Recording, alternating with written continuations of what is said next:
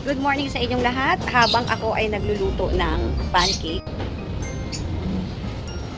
ay mag-unbox tayo ng mga in-order kong succulents sa Baguio, fresh from Benguet. Ito yun. At dahil nga hindi ako makapaghintay, I am so very excited. Ayan. Binuksan ko na, tinanggal ko na ang mga takip. At ito na nga ay mag-unbox tayo ng aking mga in-order sa Benguet, no? Bagong dating. Ito yung pangalawang order ko ng mga succulents. Napakagaling nila talagang mag-packaging. Ano, mapakita ko sa inyo. Ayan, tingnan nyo. Ang galing nila mag-packaging. Pagdating sa packaging, maaasahan talaga ang Freya Jane's, Ate Jane, hello kayo. Napakaganda ng packaging. So, iisa-isahin natin yung mga nabili ko na succulent kay Freya Jane's succulent sa Benguet. Ayan, isa-isahin natin. Sa totoo lang, hindi pa ito lahat yung dumating. Ano pa lang to, kalahati. Kasi meron akong pinarepat sa kanila. Maganda kasi sila magrepat ng kanilang mga succulents.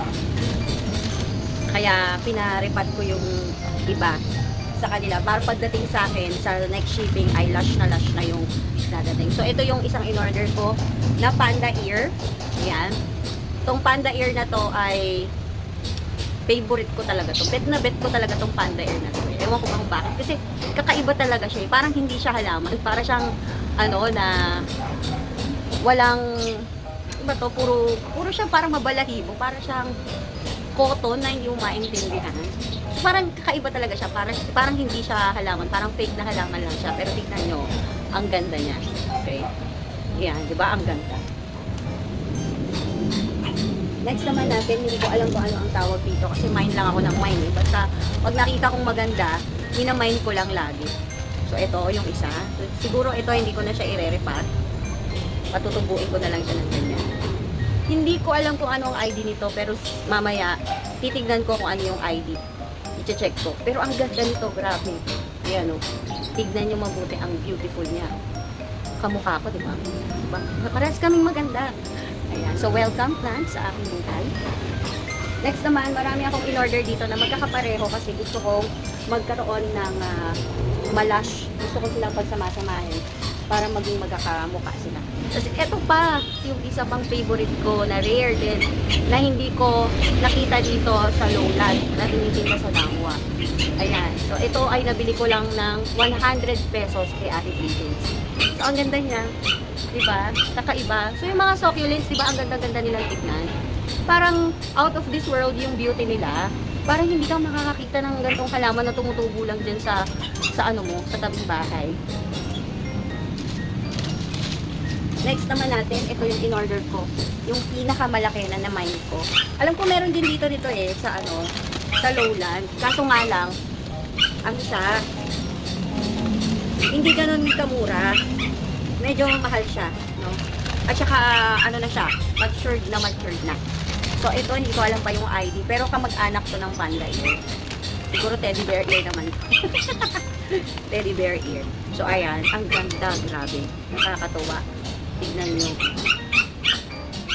Napakaganda. Very rare ito. Ito yung mga gusto kong makita sana sa Dangwa. Kaso talagang kahit na anong ikot ko doon, wala na akong makitang mga ganito eh. Puro yung size na nasa Dangwa ay medyo maliliit na siya. Pasensya na kayo sa mga aso ko sumasakot. At ang next, dito yung kakaiba. Ito nag-flower na siya. Ito yung kakaiba din na favorite ko rin. Halos lahat naman itong favorite ko. Wala akong hindi favorite. So ito nag-flower na. Nung unang nakita ko to sa live, wala pa siyang bulaklak. Minayin ko siya kasi kakaiba siya dahil para siyang kulay ng nalalanta. Pero hindi siya lanta. Kung titignan ninyo, namulaklak na siya sa loob ng box.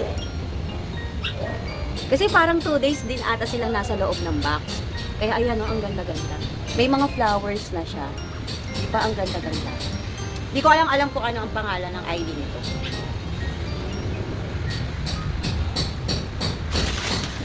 Tapos ano, 60 pesos ko lang to nabili. Ayan, maganda talaga siya. Parang ayoko na siyang i-repot. Ililipat ko na lang siya ng ano, magandang pot. Pero hindi ko na siya papalitan ng paso.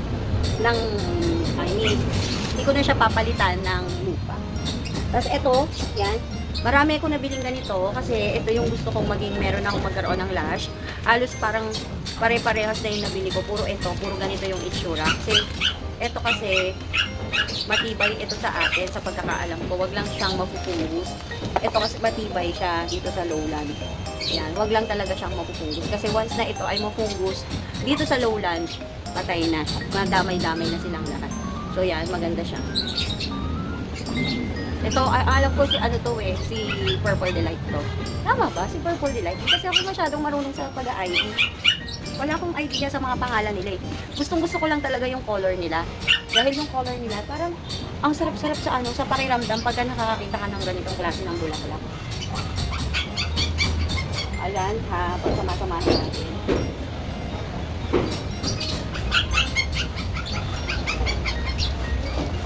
Ito, yung isa din sa meron na ako. Meron na ako nito. Kaso umorder ako ulit kasi gandang-ganda talaga ako dito sa variegated cactus na to. Parang kasi pagka wag lang sana siyang masira. Natatanggal na pala siya sa ano niya. Yan, gandang-ganda talaga ako dito. So mamaya magre-repat tayo ng mga medyo natanggal na sa lupa niya. Ayan.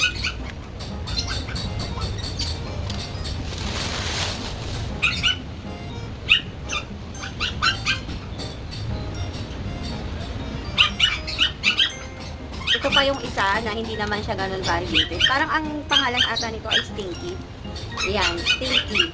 Ang alam kong name yan ay Stinky. Meron na kasi akong variegated, kaya kumuha ako ng green para may pang-accent naman sa kulay. Napakadami kong in-order. Tapos ang ganda pa kasi, meron akong utang at pwede ko pang balikan or magdagdag ng order at doon ko na lang ulit siya kakayaran. So, di ba napakabait talaga ng seller. At isa pa sa mga paborito ko. Nahihilig kasi talaga ako sa mga ganitong klase ng halaman. Ayan! Oh, di ba ang ganda niya? Kulot-kulot. Curly, dahil kulot ako, kumuha rin ako ng kulot. Medyo maingay yung mga papi ko. Ayan, di ba ang cute? So, ito. Isa rin to sa mga paborito ko. Halos naman lahat sila paborito ko eh. Kaso nga lang, ayan o. Kakaiba kasi talaga sila. I'm so in love. Ayan, ang ganda. So, nabili ko lang ito ng 100 pesos. 100 pesos.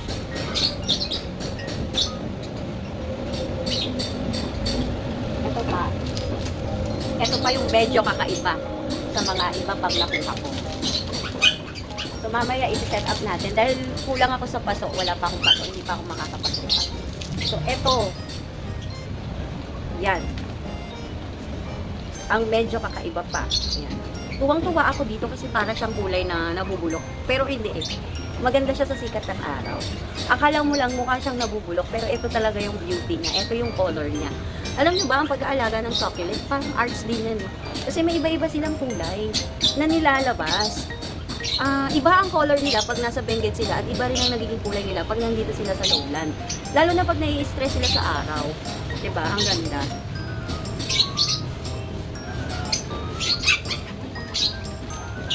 Ito, oxtang. Meron ako nitong oxtang, yung variegated oxtang. Tsaka yung isang klase ng oxtang na yung leopard color oxtang. Ito, medyo malaki na siya, kaya ako siya kinuha.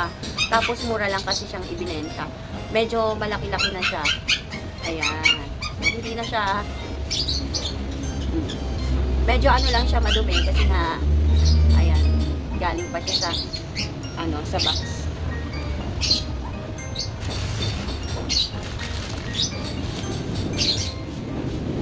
Ito, isa pa. Meron na ako dito, kaso nga lang, ang una kong nakuha nito ay uprooted. Kaya medyo siya, nung inilagay ko na siya sa pot, para siyang nagtampo, kaya medyo nalagas. Ayan, gaya niyan. Ay, maraming nalalagas. So, lagasin pala to. Ayan. Maganda siya, kaso nga lang lagasin siya. Ayan, ayaw niya dito sa lowland. Hindi ko lang sure, pero parang ayaw niya kasi dito sa lowland. Pero maganda siya ha. Purple siya. Purple na purple siya. So, yung mga nalagas dito, pwede nating i-propagate.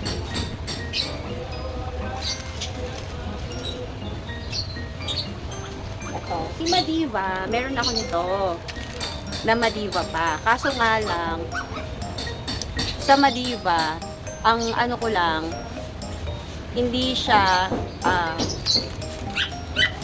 maselan. Kaso nga lang may mga ganun-ganun. Maganda si Madiba.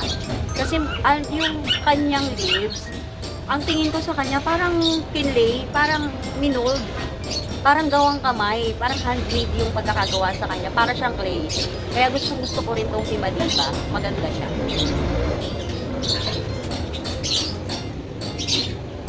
Etong mataba na to, hindi ko alam kung anong ID nito eh. Pero mamaya i-check ko yung mga ID kung ano sila. Kung ano yung mga ID nila. Isa-isahin natin. Yan, ito isa pa siya. Maganda rin siya. Yan. Maganda rin tignan. Kasi medyo parang meron siyang nabulok doon or kinat doon. Siguro kinat lang to. Yan. Kinat lang siya dyan. Yan. Maganda rin siya. At ito pa, meron na rin ako mga variegated. Kasi yung mga variegated ko, pinapadami ko pa. Ito yung isa din sa mga nagustuhan ko. Ang dami kong nagustuhan. Ang dami kong nagugustuhan. So, ito. Yan. O, diba? Variegated crested ewan. Hindi ko alam. Pero napaka-beautiful nito. Alam mo, natutuwa ako. Kasi lagi talaga itong, kakaiba talaga itong mga halaman na ito. Yung mga succulents. Alam mo, oh. Diba? God's creation. Ang ganda. Kakaiba siya. Parang siyang mga candy na nandito sa lupa. Ayun. Na halaman. Parang ang sarap niyang kainin. Ayan, ang ganda. Diba?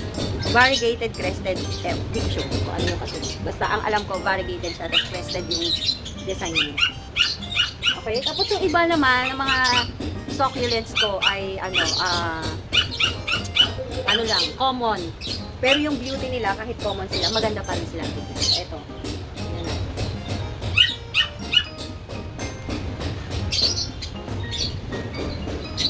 Ito, parang rose cabbage. Ayan. Parang rose cabbage lang siya, pero hindi siya rose cabbage. Hindi ko alam kung anong pangalan. I-ID na lang natin mamaya. Ayan.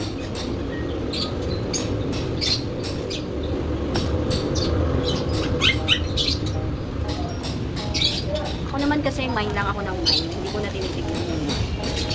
Minamine ko kasi nagandahan ako. Kaya ako sila minamine. Tapos ito, yan. Hindi ko alam kung anong pangalan yan.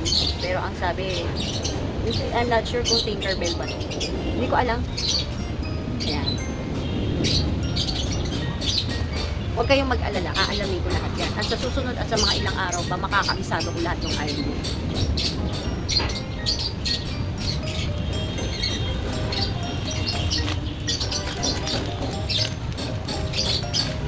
At ito,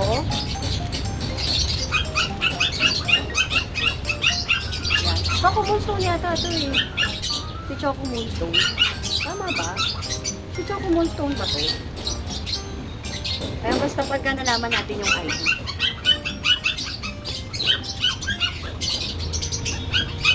Meron din akong Fred Ives na kinuha. Fred Ives ba ito? I'm not familiar. Ayan o. Alam ko Fred Ives to. Pero meron pa ako isang Fred Ives na mas kinuha. Ayan. Mas malaki.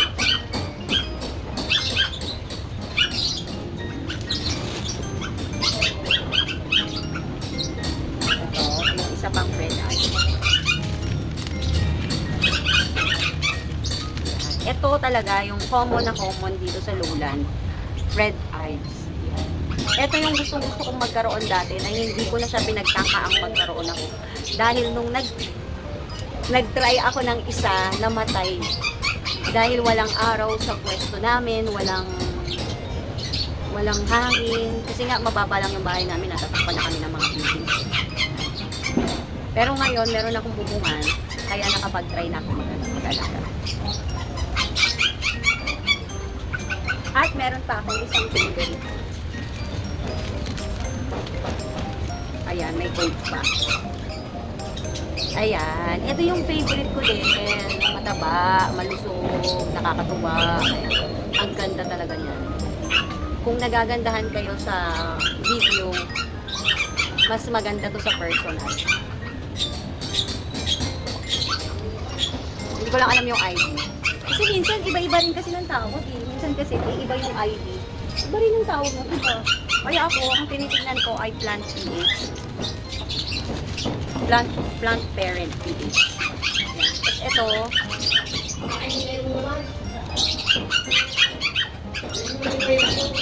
ano siya, ang tawag sa kanya ay variegated French ice. Yan si variegated French ice. Sana lang mabuhay naman at walang mamamatay. Kasi pagka namatay, nakakatakot. Ang mahal, diba? 60 pesos isa.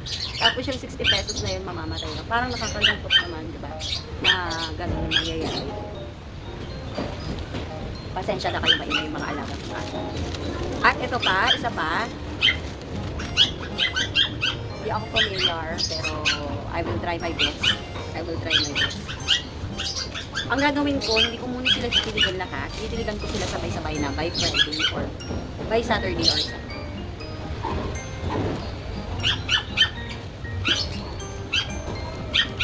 At meron pang isa. Hindi ko alam ID nito. Pero ang ganda niya, green na green ang kulay niya, tapos red siya sa dulo. Yung pagka-red na yon, ang ganda. So, iilan-ilan lang dito yung nasira dun sa kanyang ano. Pero ang iba ay okay. So, ito pa, meron pa. Meron pa akong isa, dalawa, tatlo, apat, lima, anim, ito. Ito, yung isa, ay nakat na rin siya. Ayan, ganda, diba? Back, ayan. Medyo may kamahalan tong isang to. Kasi, ano to eh,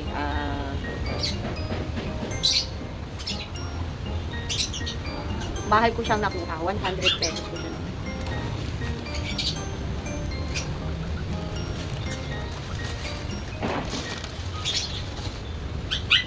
Ito din, isa pa din sa mga paborito ko naman ko.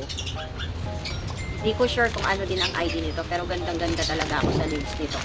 Para din clay ito, na balik.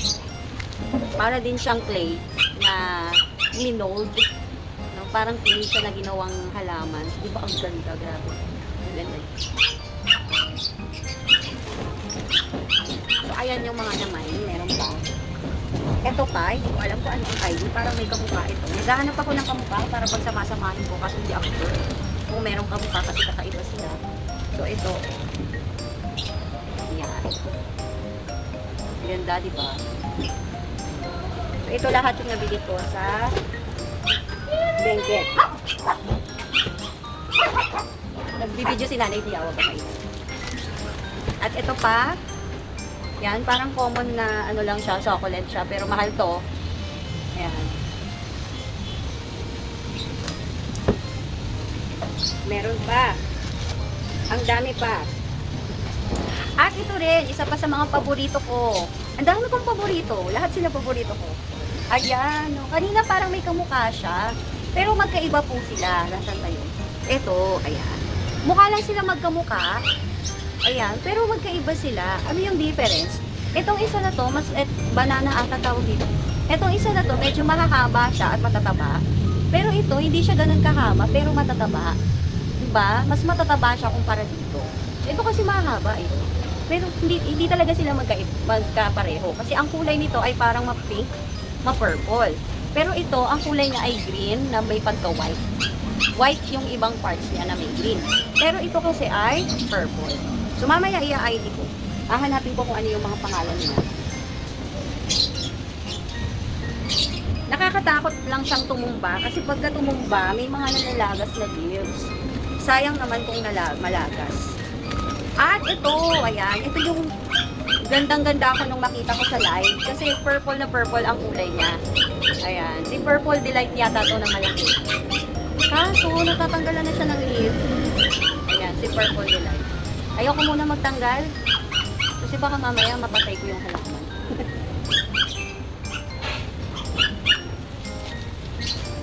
At ito, meron na lang tayong isa na lang. Yung tinatawag na mermaid's tail. Diba? Ang ganda. Mermaid's tail ang tawag dyan. Narinig ko lang, sabi sa live, mermaid's tail. So, meron kasi ako mga naririnig na hindi ko natatandaan. Basta nagandahan ako, saka ko lang sila kinukuha. At, ang pinakahuli, ito na. Hindi ko alam kung anong tawag dito. Ellen ba? Pero ano siya, parang crested na hindi ko maintindihan. Wala pa ako nito. Pero alam ko marami akong in-order nito. So, ayan. Ito na yung last na binuksan ko na naipakita ko sa inyong lahat. So, iisa-isahin ko. Ibababa ko yung camera para makita nyo. Ayan. So, ito yung mga na buksan na natin na ipinakita ko sa inyo kanina. So, ang ilan dyan, medyo may mga stress pa sa biyahe. So, ang gagawin ko ay ipapahinga ko muna silang lahat dahil nga stress sila sa biyahe. Kailangan muna nilang magpahinga. Tapos naman nilang magpahinga ay ire-repat ko sila. Ang problema ko nga lang, wala pa akong pots. Tapos, ang ginawa, binakante ko muna to, nilipat ko yung ibang succulents ko dito sa side ng bubong namin para maarawan silang lahat kasi walang araw sa dito pagka sa umaga. So, sa tanghali, maganda na maarawan sila dito. Gusto ko kasi silang ma-stress. Para makita ko talaga yung tunay nilang kulay. So, ayan, nandito ako sa may bahay namin. So, ito yung aking mga alagang succulents. So, abangan nyo po yung aking pagre-repat sa mga bagong dating na succulents. Yeah, that's all for today. Thank you. Don't forget po to like and subscribe po my channel.